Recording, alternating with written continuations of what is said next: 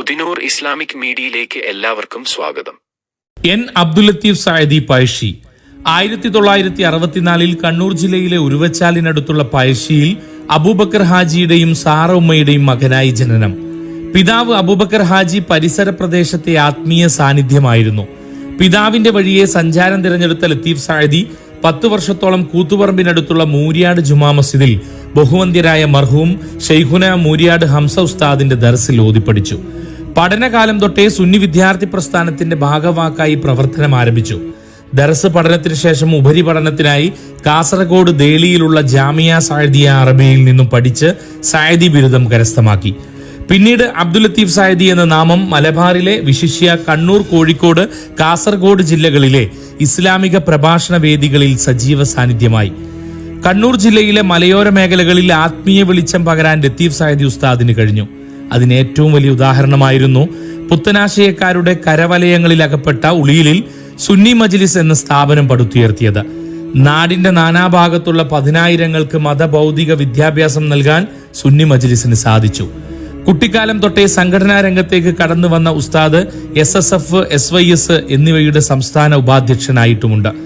നിലവിൽ കേരള മുസ്ലിം ജമാഅത്ത് സംസ്ഥാന സമിതി അംഗവും ജില്ലാ വൈസ് പ്രസിഡന്റുമാണ്. സംഘടനാ പ്രഭാഷണ വേദികളിൽ വിശിഷ്യ കണ്ണൂർ ജില്ലയിലെ പ്രവർത്തകർക്കിടയിൽ സായദി ഉസ്താദിന്റെ വാക്കുകൾ വളരെ വിലപ്പെട്ടതും ആവേശവുമുള്ളതാണ്. മറ്റു മതസംഘടനാ നേതാക്കളോടും രാഷ്ട്രീയ പാർട്ടി പ്രവർത്തകരോടും നേതാക്കളോടും ഭരണാധികാരികളോടും നിയമപാലകരോടും മാധ്യമപ്രവർത്തകരോടുമൊക്കെ എന്നും സ്നേഹത്തോടെ വർത്തിക്കാൻ ലത്തീഫ് സായദി ഉസ്താദിന് സാധിച്ചു. ഉസ്താദിന്റെ വലിയൊരു പ്രതീക്ഷയും പരിശ്രമവുമായിരുന്നു പഴശ്ശിയിൽ ആരംഭിച്ച മർക്കസ് മൊയ്നിയ. ഇതിന്റെ ജനറൽ സെക്രട്ടറി കൂടിയാണ് ഉസ്താദ്. 2013 ദുബായിൽ വെച്ച് നടന്ന അന്താരാഷ്ട്ര ഹോളി ഖുർആനിൽ പ്രവാചക മാർഗദർശനം സാർവലൗകികം എന്ന വിഷയത്തിൽ ആയിരങ്ങൾ പങ്കെടുത്ത റമദാൻ പ്രഭാഷണത്തിന് ലത്തീഫ് സായദി നേതൃത്വം നൽകിയിരുന്നു. കോവിഡ് കാലത്തെല്ലാം ഇട്ട് സ്വന്തം നാട്ടിലേക്ക് ചാർട്ടേഡ് വിമാനങ്ങളിലും മറ്റുമായി പുറപ്പെട്ട പ്രവാസികൾക്ക് കണ്ണൂർ എയർപോർട്ടിൽ ഭക്ഷണവും മറ്റ് അനുബന്ധ കാര്യങ്ങളും ഏർപ്പാടാക്കാൻ ഓടി നടന്ന സ്വാന്തനത്തെ മുന്നിൽ നിന്ന് നയിച്ചതും പഴശ്ശി ഉസ്താദായിരുന്നു. ആ വാക്കുകൾ തീച്ചൂള പോലെ മൂർച്ചയേറിയതായിരുന്നു.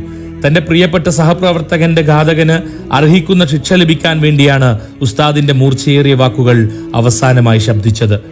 ഉസ്താദിനെ പോലുള്ള നേതൃനിരയിലൂടെ ഉറച്ച വാക്കുകളും മുഷ്ടി ചുരുട്ടിയുയർത്തുന്ന കൈകളും ഇന്നേറെയുണ്ട്.